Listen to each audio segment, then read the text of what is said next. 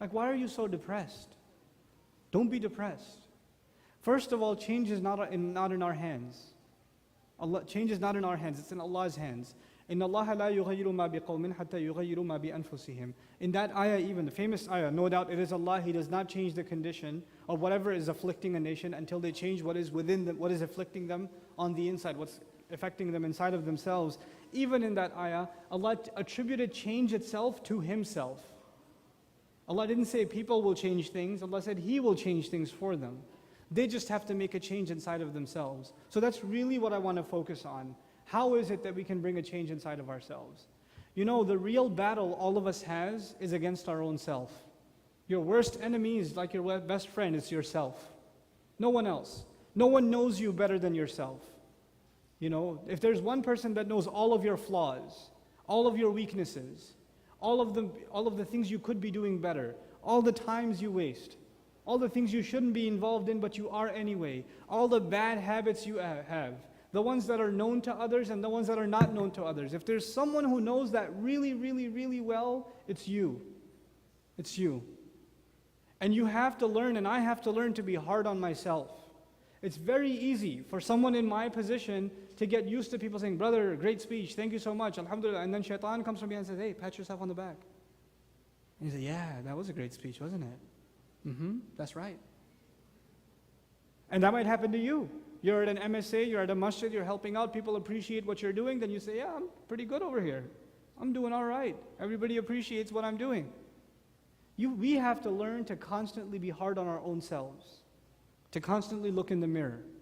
You know, psychologically speaking, people present a picture of themselves to the outside world. People, you know, especially it's problematic for public speakers because, you know, most of the time, most of you see me and people like me on a stage. We're giving a talk about Islam, but I don't always do that. I switch it off when I'm off of here. I play with my kids. I don't give them khutbah. You see what I'm saying? But then people see you, because they've always seen you in a certain light, they see that's all this person is going to be, right? And that kind of, on some people, it puts a pressure on them to act a certain way in front of others. To look a certain way, act a certain way. And that might be you. You're so used to impressing people with how, whatever, religious you are, knowledgeable you are, committed you are, etc., etc. And you're constantly putting up this face that you start convincing yourself that's who you really are. We have to be able to be honest to ourselves if we're going to talk about change. One has to be able to stop complaining about the world and start complaining about themselves. What is wrong? What am I doing wrong? What are my shortcomings? What are the things that I look at myself and I say, if there were 4 or 5 things I could change about myself, if I could just do 4 or 5 things differently, what would they be? What would those things be that I wish I changed? What are some things I wanted to accomplish last year and I never got to? I really wanted to though. I wanted to memorize like 2 more surahs. I wanted to study something. I want to finish reading that book. I never got around to it. But I really wanted to do it. What is keeping us from making those changes? That's the real bit of advice that at least I'll share with you what I do for myself. It works sometimes, it doesn't work other times. But I'm hoping inshallah you'll be better at it than I am, and we're all going to be making changes for the better in our own lives. What I do for myself is basically ask myself a very simple question. I have 2 kinds of days. You said myself. I have days where I'm home and days that I'm traveling. I've divided my life into 2 kinds of days. Days when I'm traveling and days when I'm home. And there are failures, because days that I'm home are all the same. Whether it's last week or the next week or 2 years before or 2 years after, it's going to be similar. They're all going to be the same. And the days that I'm traveling are all going to have similar things in them. There's going to be going from home to the airport and getting onto the plane and passing out, and then the flight attendant waking me up to get off the plane. All that's going to be the same every time. There's going to be repetition. And in each of those 2 kinds of days, there are some things I could do better. There's some way I could use my time better. I could be more productive in some things. How do I make more use of that day? How do I make it more productive? That one day. You can fix one day, you fixed your whole life. If you made one change to today, that means you've made that change for the rest of your life. For you, many of you, it's like weekdays and weekends. Your weekends are the same way every time. Your weekdays are the same way every time, right? Fix your weekdays. This time is for salat. Right after that, there's this time for Quran. There's this time for me to learn something. There's this time for me to get my homework done or whatever it may be. Discipline your life. Make that change in your life. You know what else people fail to do? That's coupled with that.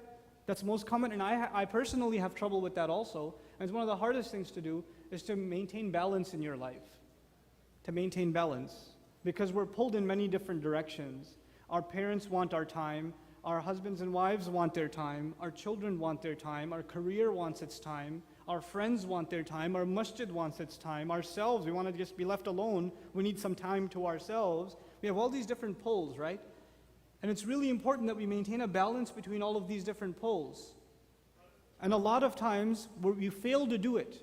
And when we do, we end up wronging one thing or another. This is the biggest change you can bring in your life to create balance.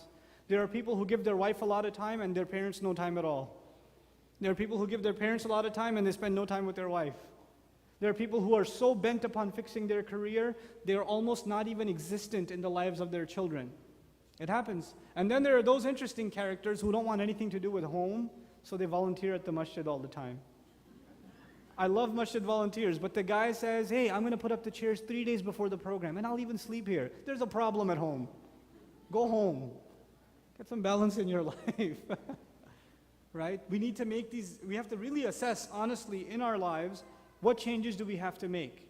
And really changes to me is what you give time to. I mean, the real asset all of us have is time. That's really all we have. And if we're utilizing it properly, our lives have moved towards the better. And if we're not, our lives are moving towards the worse. That's essentially what it boils down to. We have to become people that we make productive use of their time. That don't become people that waste time. Even if you want to play sports or relax or whatever, there should be a time for that. It should be specified. It should be something disciplined. Allah tells us the sun and the moon, they follow an order. All of the acts of worship that we do in Islam somehow fall upon the sun and the moon. The prayers dependent on the positions of the sun. Eid and Ramadan and Hajj on the moon. And Allah tells us the sun and the moon follow a precise order. Our worship follows a precise order. What we're learning from that is your entire life should follow a precise order. You should have some kind of discipline, laid out a sketch in your life for yourself. Otherwise, you'll keep thinking, I should get that done, and you'll never get it done, because it never made time for it. You never found the specific time for it. And for each of you, this is going to be a very personal affair. You're going to have to look at your own life and see, where can I make this change? You know, our students, I have 1 minute left, I'll tell you what I told my students. Our students, they come from all over the United States, and they come, to our 10-month program, and it's very different, It's not like being at home. It's very different. So I have to orient them. And part of their orientation is, look, the way you wake up and the way you go to sleep is different now. It's not like when you were home. You really have to be careful when you wake up, when you're going to go to masjid for Fajr, what are you going to do after that, when you're going to eat, when you're going to get to class, when you're going to do your homework, when you're going to hang out with your friends to keep your sanity, when you're going to go to sleep. You're going to have to discipline yourself if you're going to get through this successfully. And if they can create that kind of discipline in their life in these 10 months, wallahi, it will benefit them for the rest of their lives. They'll be the better for it, if they can have that kind of discipline.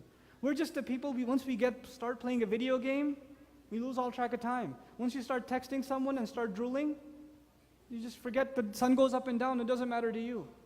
But once you hit the PS3 or Xbox controller and you start sniping people off the rooftops, right? That's it.